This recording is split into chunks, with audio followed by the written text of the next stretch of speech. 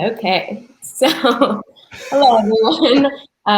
We are doing a sync panel today that's kind of looking over how this past year looked for all of us, looking into what's coming up, trends for 2021, 2022. We have some lovely folks here to speak with us today. I'm going to let everyone introduce themselves, starting with Lori from VP Records. Thank you, Katie. Hi, my name is Lori. I am the sync and licensing manager at VP Records. VP Records is an indie label that specializes in reggae and Caribbean music. And I handle everything from sync, but also samples and compilations for our entire catalog. That's like 30,000 songs deep. So all of our new stuff, and as well as our legacy artists and our back catalog. Awesome, awesome. And after that, we have Sophie from Big Yellow Dog Music. Hi guys, I'm Sophie, Director of Sync at Big Yellow Dog Music. Big Yellow Dog is a music publisher, indie label, and music development, artist development company. We've been around for over 20 years, and they started kind of initially as a standard country publisher, but now we're in the pop space, folk, singer-songwriter, kind of, you know, every music under the sun. And sync in particular, we work not only pitching directly for sync opportunities, but we also work hands-on with our writers to make sure that they're writing and producing music that works really well in all visual media. Awesome. And last but not least, Jim from The Orchard. Hi, I'm Jim Levitt. I'm from The Orchard. We are the largest independent digital distributor of music in the world. We have tons of music. I'm the director of sync and licensing there, and I also do an occasional sample request or a compilation. Yeah, we're busy.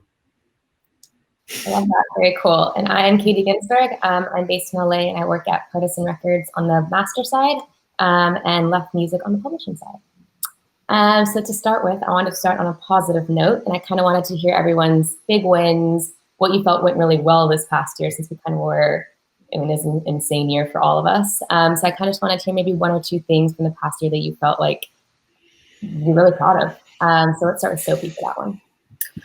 Well, I'm sure everybody can speak to the fact that once the pandemic started, not only did everything freeze, but you were worried about kind of what was already up in the air.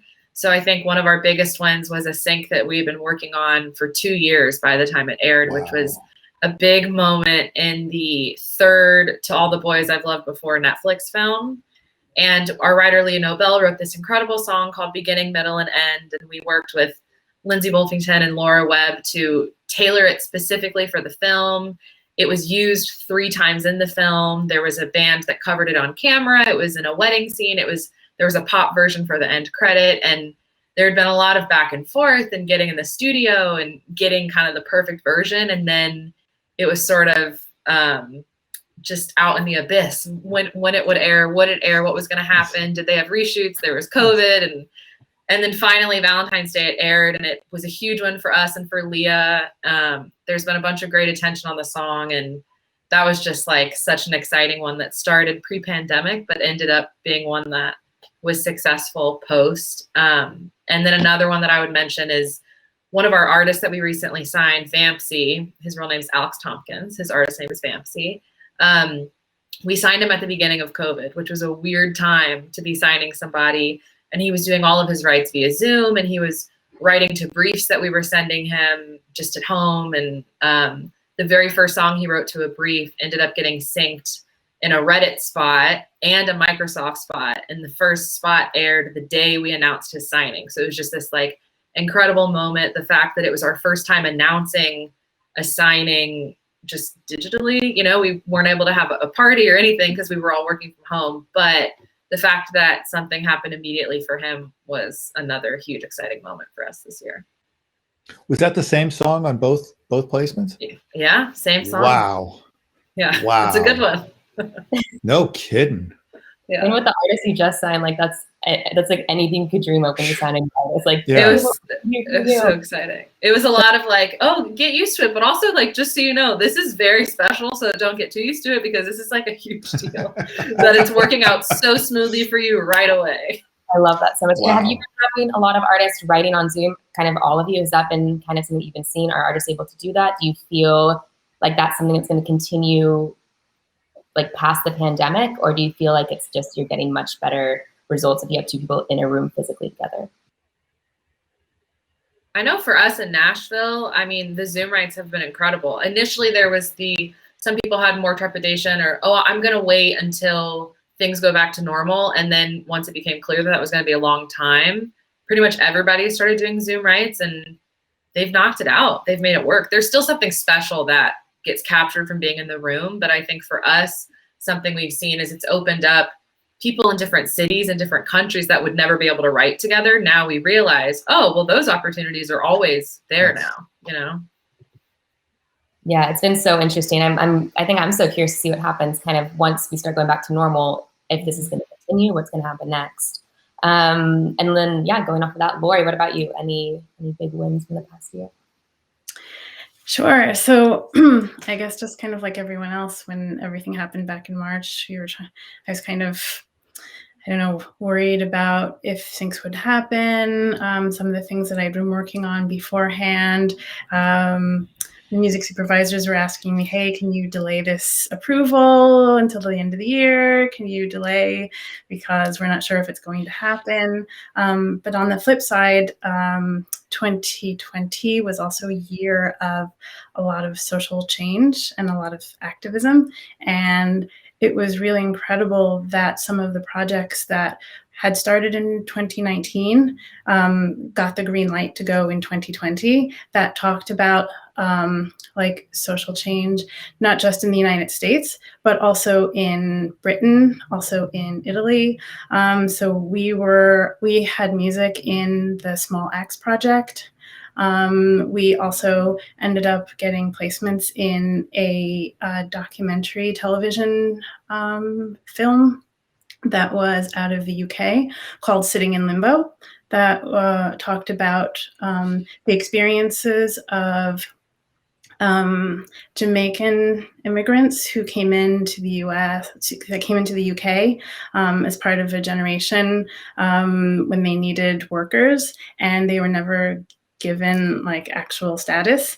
And so they were basically in limbo with regards to their citizenship and at the mercy of deportation.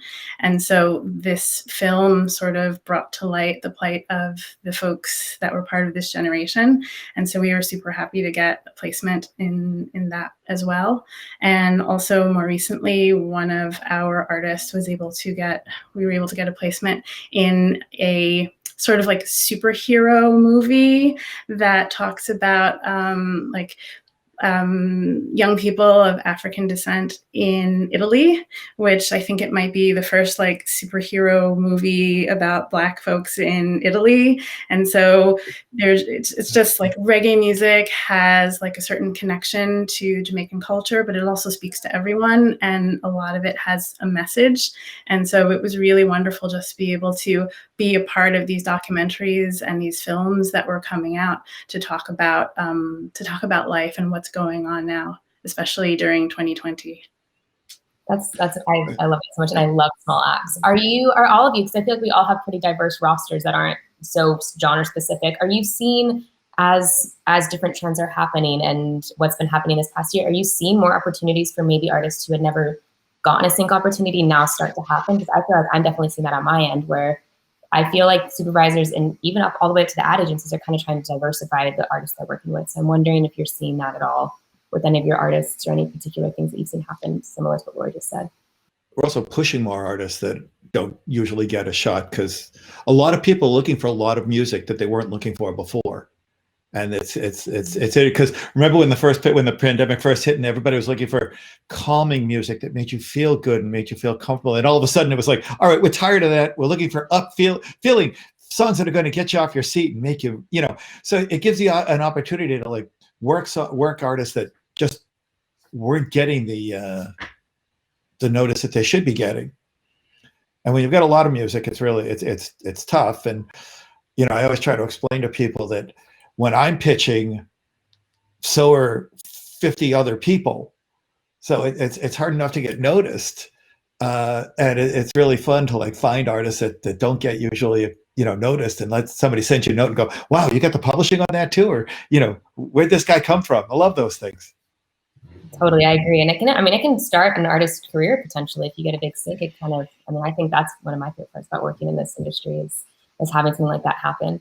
And then Jim, what else has happened for you this past year? Is anything specific that's been exciting? Do you know what? It was really interesting was that we started getting requests from India and from Saudi Arabia. And I always relied on getting a request from Germany or from Italy or from the UK, and all of a sudden I'm getting requests from Brazil and all over the world that I didn't expect people to be coming to, and it's great. It's really it's bringing the world a little closer, which one thing about working in music, that should always be something that we're working towards. I love that. I agree. And I feel like, and I'm curious to your thoughts as well, something that I've been kind of exploring on my side is what else is there beyond traditional TV, film, advertising, games? Are y'all seeing any other opportunities come through via Twitch, via these other things that are being developed? Is that something that y'all are taking part of, that you're aware of, that you're really working towards? Or are you kind of staying within these 4 lanes? And if not, cool, we can move on. No, all the Twitch in particular, and a little bit of TikTok here, and just the new platforms are. They're not even new platforms anymore. It's funny, when I first started at the Orchard, I walked around with a yellow pad and I took notes for everything because I hadn't been involved in such a digital operation before, and I looked at my notes from when I started, which was 7 years ago, and I looked at the notes like 3 years ago, and it's like none of this pertains anymore. It's all old, and the whole technology is moving so fast that it's almost like looking for the next thing over Twitch. And I love the idea of Twitch because gaming is getting so big, so huge.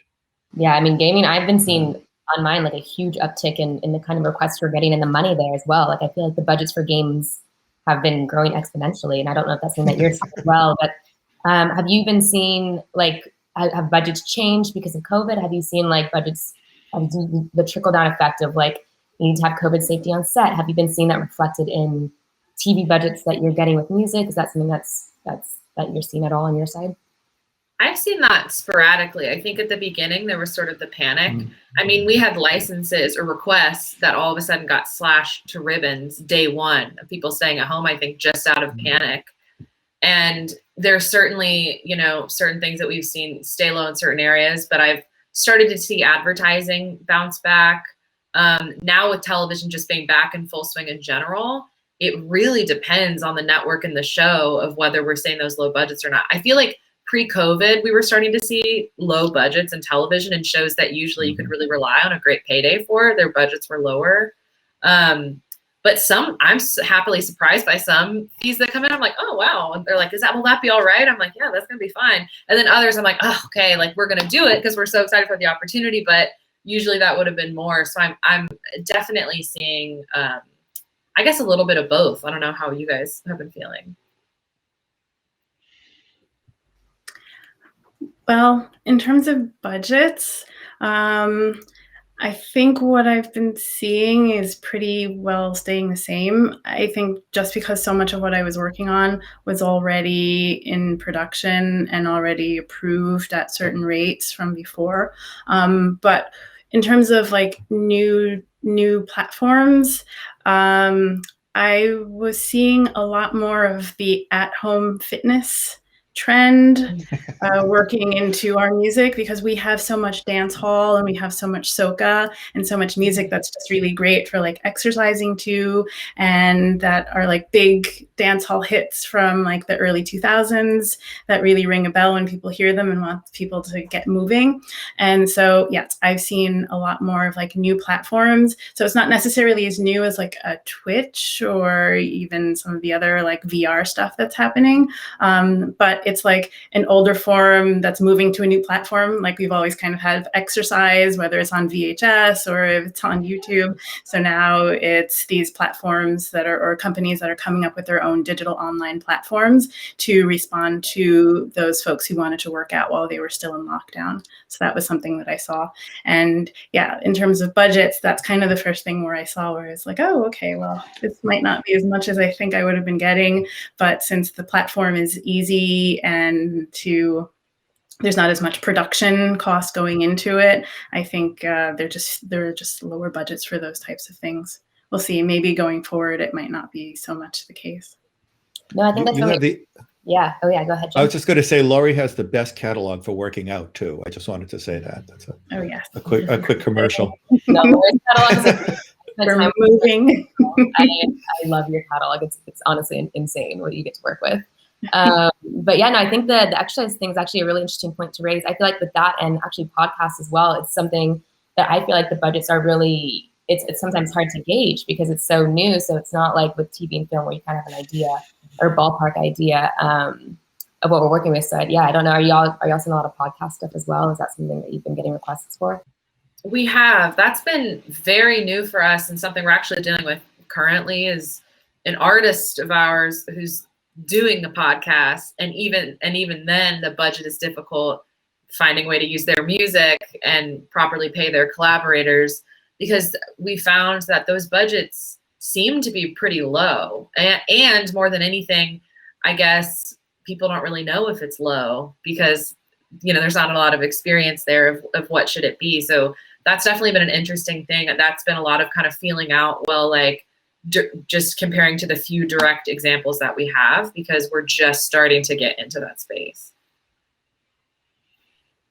I agree. I listen to a lot of podcasts, so I love the space. And now that like more music is coming into the space in like a paid capacity, it's interesting. And we're also getting more requests for like, I guess also documentaries, people talking about the music, talking about the culture, or how artists today are influenced by some of like our back catalog or artists that have influenced them. And you're right, Sophie, it's hard to gauge.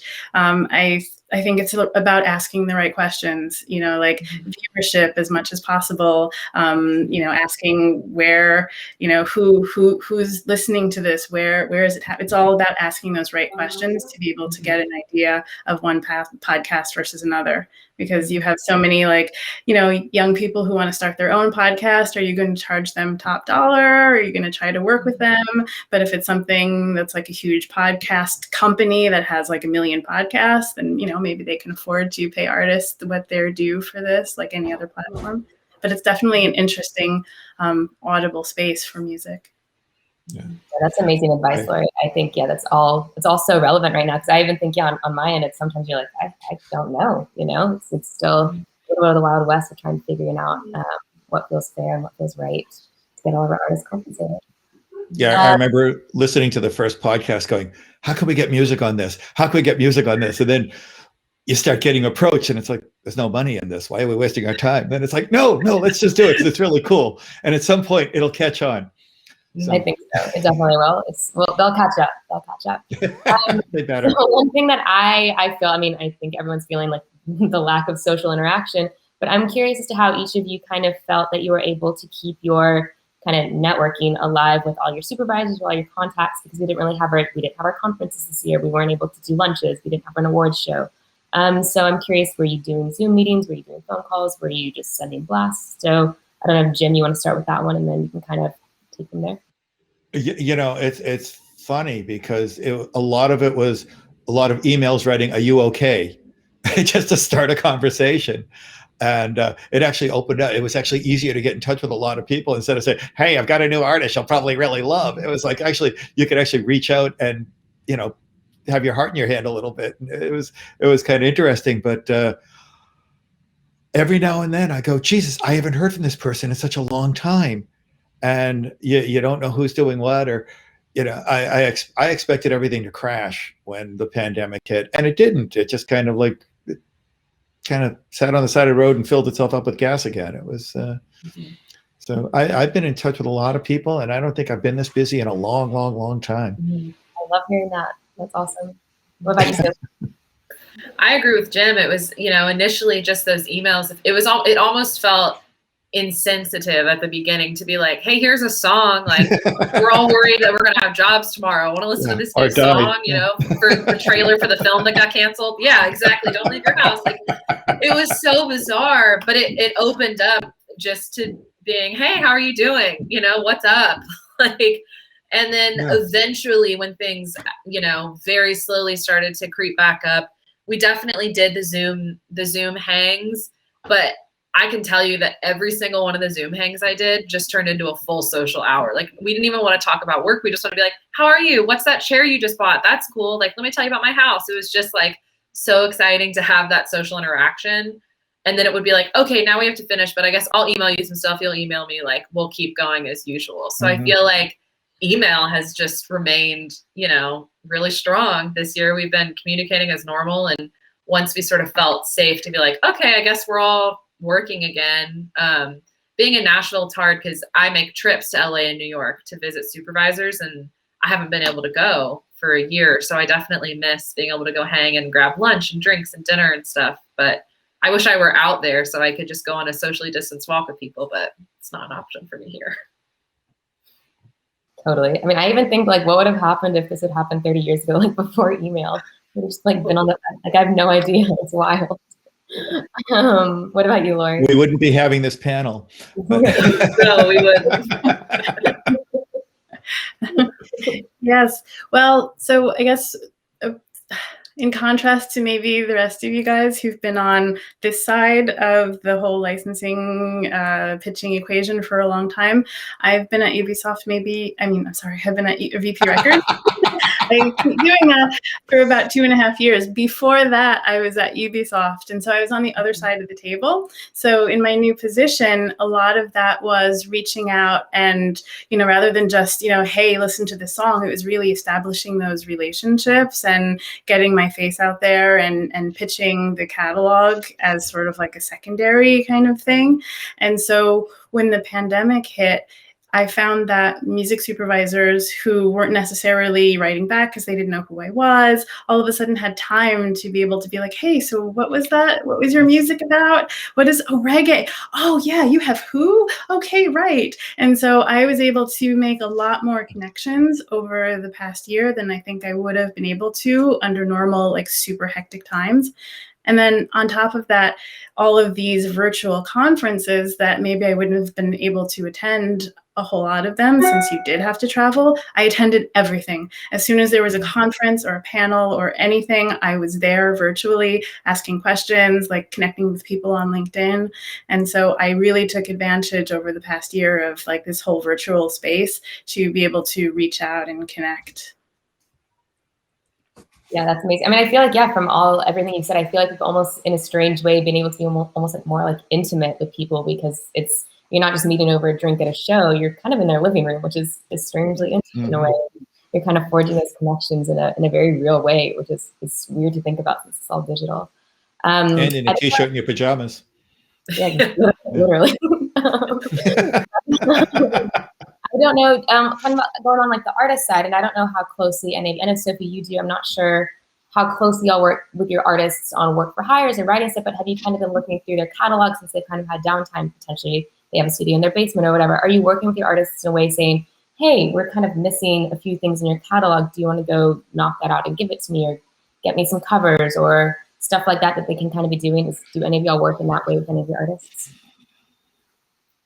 Yeah, well, for me, that's, in terms of my interaction with my artists and my writers, that is what we do. Regardless of the pandemic, we're working from the publishing perspective, giving them briefs, coming up with ideas, and because we also work on the master side, coming up with cover ideas and everything. So that sort of task didn't change, but because people were home and outside of the couple writes they have each week, it's not like they were going anywhere.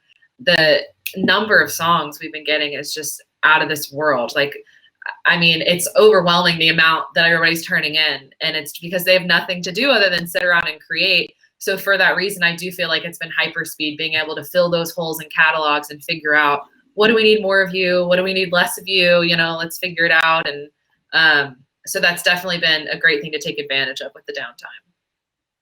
I have a feeling we're about to see a overload of quarantine albums. Like even just my label, I'm like, oh, it's gonna be wild. I want to be a publicist right now. I don't know how you guys spend all of this, but are y'all seeing that? Are you having a ton of music turned in, Lori and Jim? Or who wants to go first? I am. Lori, Jim.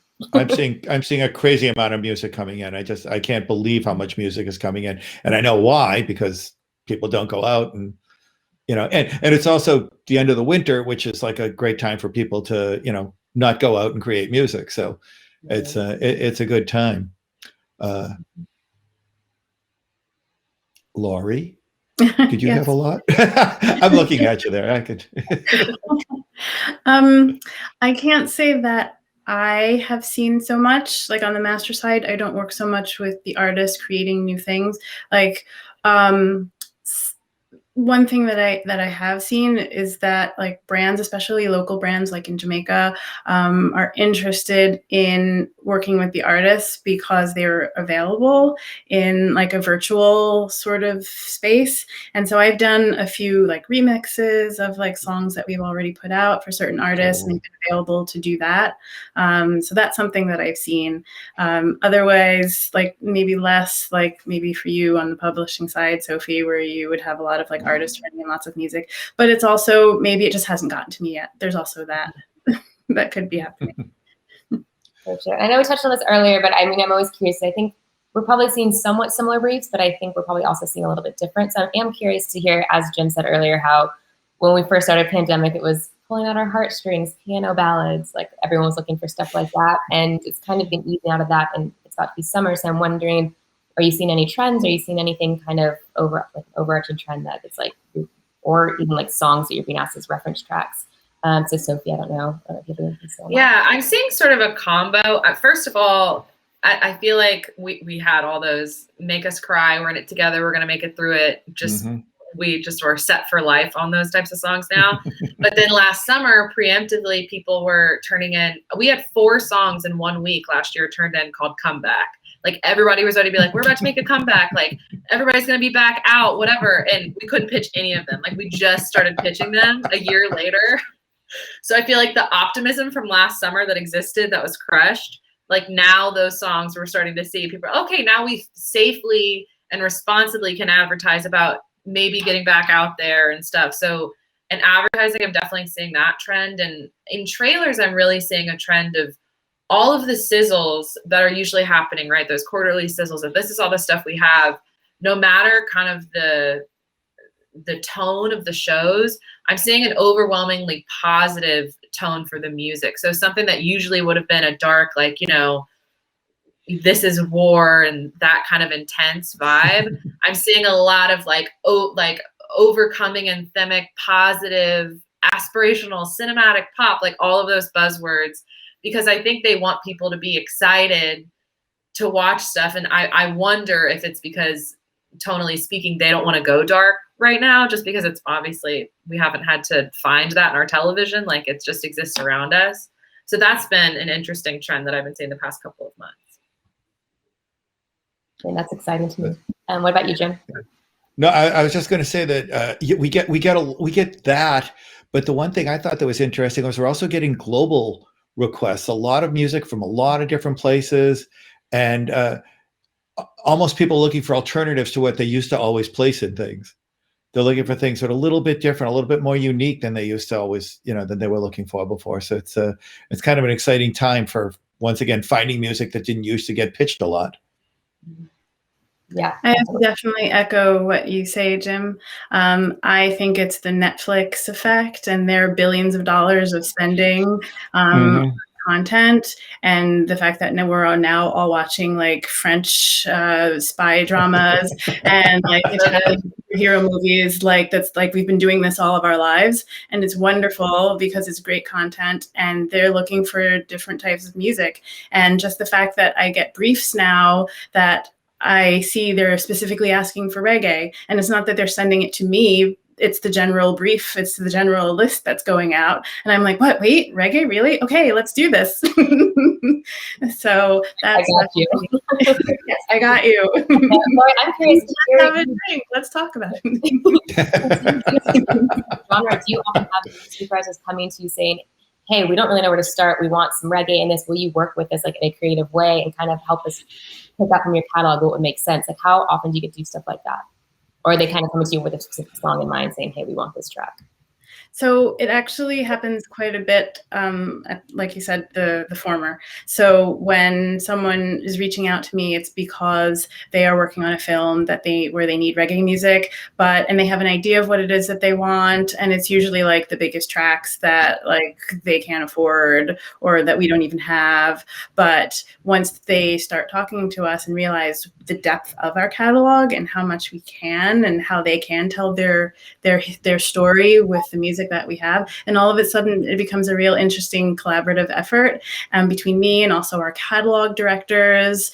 We have a guy in London and then a guy here in Queens, and like between the three of us just coming up with just like this great music that are deep cuts in our catalog that maybe aren't as popular or haven't been pushed out there as much.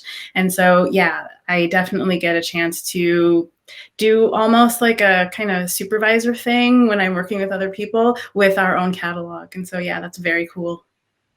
Awesome. And I wonder, Jim, does that happen with you as well? Because I think you have a pretty large catalog that you're working with. So I don't know if you ever get a chance to kind of be like, here are deep cuts, not just like the priorities of what's coming out today, and kind of get to send that to supervisors. I love getting those to supervisors. Because music supervisors love to find music that nobody else knows about. Everybody knows that's the fun of it. They send them all the B-sides. That'll get everybody excited. And I know in the past I've worked at other places that it's difficult to get them to listen, and all of a sudden that's opened up a whole lot, and it's great. And a lot of it's so many productions. Who said about the Netflix effect, that it was like it's so amazing how many more productions are all over the world that we're all sharing with. Yeah, I think it's really interesting as well. Like the concept of selling out kind of feels like it's faded away a little bit. I don't know if you're feeling that with most of your artists. And I mean, I work with like a bunch of punk bands and stuff, and even they are kind of being less particular with stuff. I think just because it's constant stream of content, a constant stream of stuff that happens today, and then you forget about it tomorrow potentially. So I don't know. Do y'all feel like that's kind of been a changing since you've been working in music the past decade, 2 decades? I don't know, Sophie, if that's something that you see.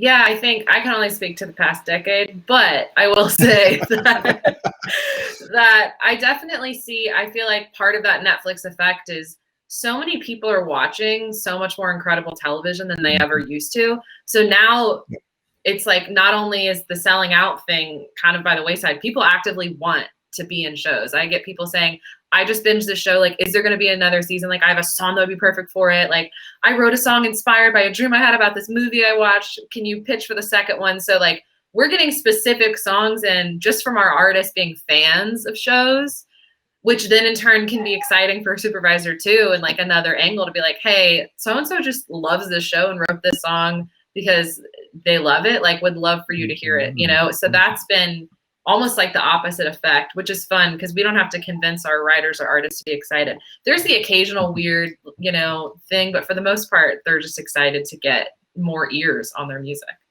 Yeah, and I feel like that synergy of, I mean, I think that's why a lot of us work in sync, is why that's so exciting when it's like everyone's excited about this thing of potentially looking at the music in a new way, or hearing the music in a new way, or playing the music with the art in a new way. So I think that's really cool. So I don't know if Lori or Jim, you have any thoughts on that?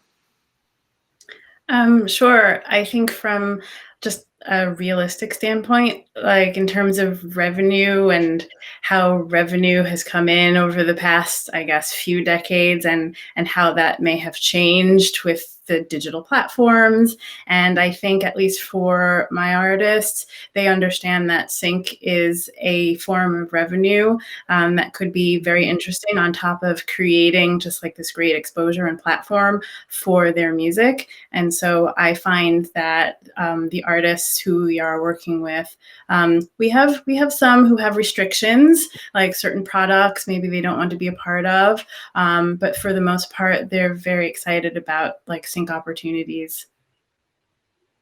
That's funny. I always ask if there were restrictions with my artists from past experiences working with people, and always making sure that they're politically and ethically okay with being part of something that they may not agree with, or it's a tough situation there. But it's interesting you said that, Laurie, so it's something I always pay attention to.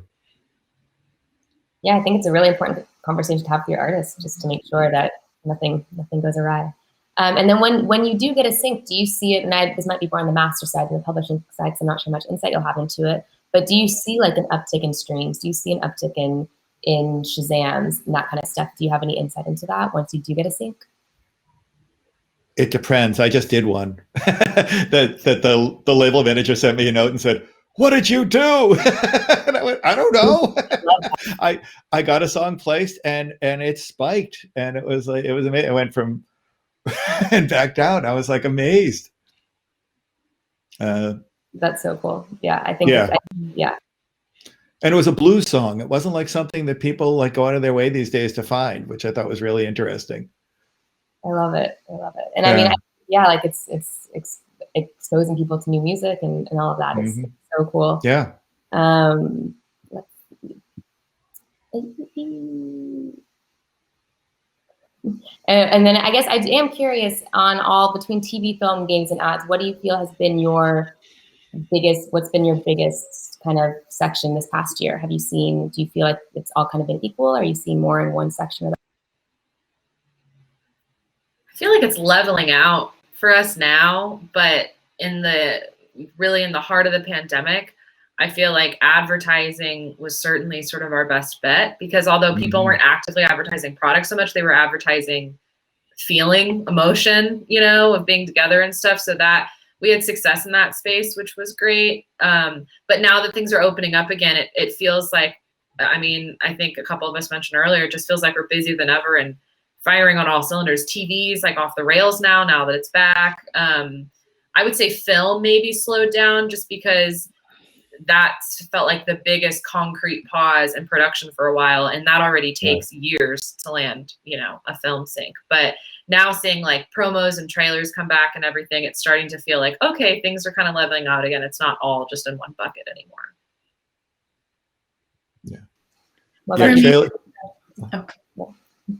Go ahead, Laurie. Okay. Well, I was just going to say, for me, it was definitely film, and it also continues to be film. And like all of those projects that were put on hold, I'm now getting emails from supervisors saying, hey, this is going to go at the end of the year. So for me, it was definitely film. And yes, same with you, Sophie. I feel like on top of that, things are ramping up again.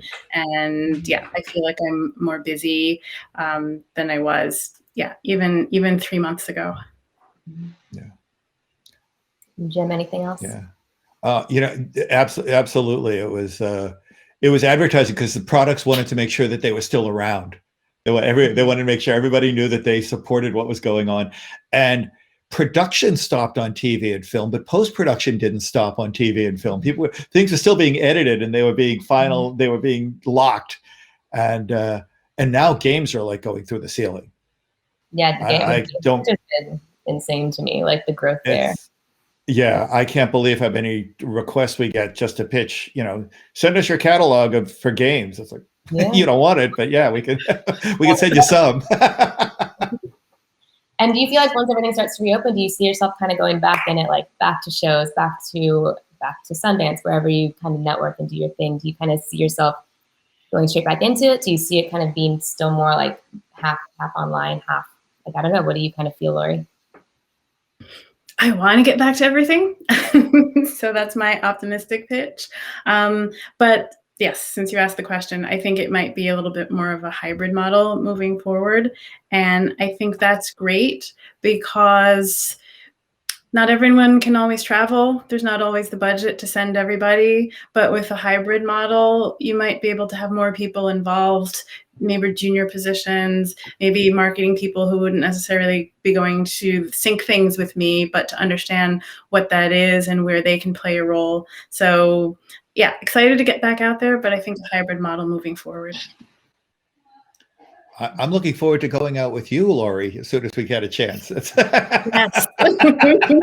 Me too. and going to see you, Katie, and Sophie. I will go to Nashville just to visit, Yes. because Come to I miss Nashville. human contact. I miss human contact so much, and I no matter how, I actually think I'm getting more done now, but it's not as much fun. So.